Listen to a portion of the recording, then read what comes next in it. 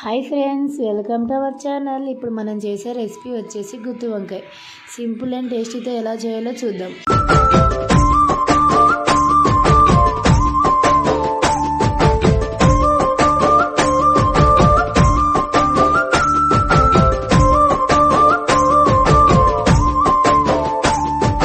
నింగిలో సందా మామ నెల జారిన వేసిలక్కమ్మ నువ్వల సవ్వాడల్లే నా ప్రాణం నువ్వమ్మా.